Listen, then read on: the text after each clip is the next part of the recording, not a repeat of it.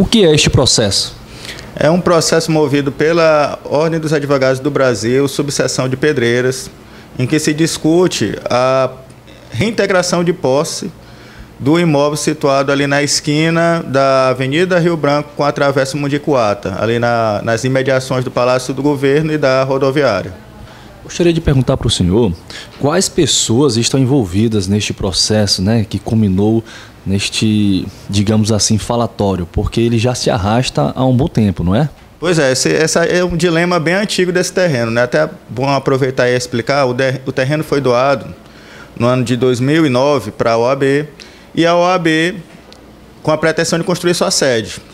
O prefeito Lenoilson posteriormente se arrependeu dessa doação e estipulou um prazo de 2 anos para que fosse construído. Na época, o doutor Elvésio era o presidente da OAB, ele ingressou com uma ADIM e foi declarada inconstitucionalidade dessa segunda lei, ou seja, a doação não podia mais ser condicionada.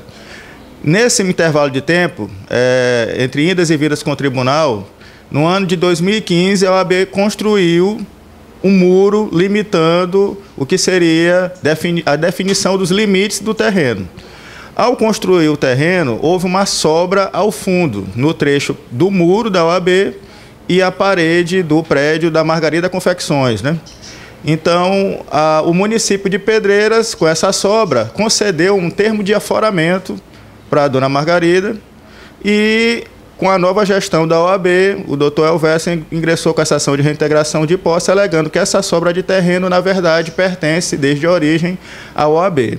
Então, a ação é contra a OAB, movendo a ação contra o município de Pedreiras, que expediu o termo de aforamento, e contra a titular do aforamento, que é a proprietária da Margarida Confecções.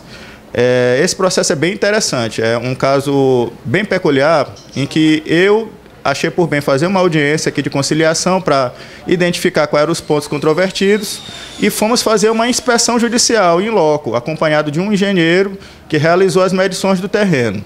Então, além do que foi conversado nessa inspeção judicial, o perito solicitou a apresentação dos documentos de registro imobiliário.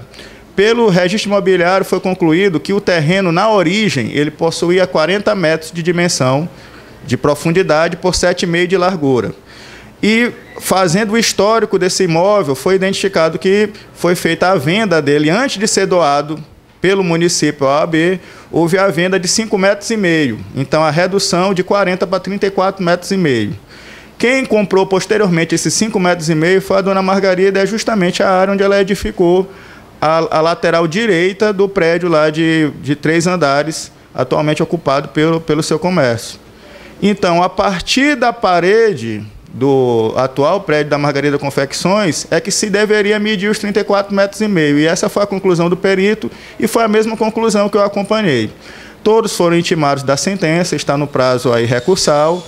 Acredito que haja insatisfação. Quem ficar insatisfeito com o conteúdo da decisão, ele tem o prazo recursal de 15 dias úteis, o prazo já começou, e eu acredito que o Tribunal de Justiça, caso venha a ser interposto o recurso, vai apreciar adequadamente e analisar se a prova pericial que foi produzida está correta ou se as conclusões que eu lancei na sentença estão de acordo com o que foi produzido nos autos.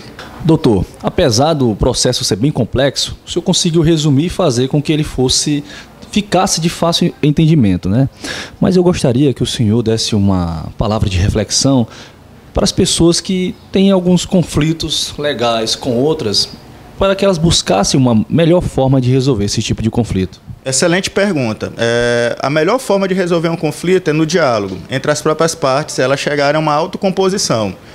O acordo é uma modalidade de resolução de conflitos que efetivamente resolve o conflito. Acaba não só o processo, mas sim definitivamente o conflito.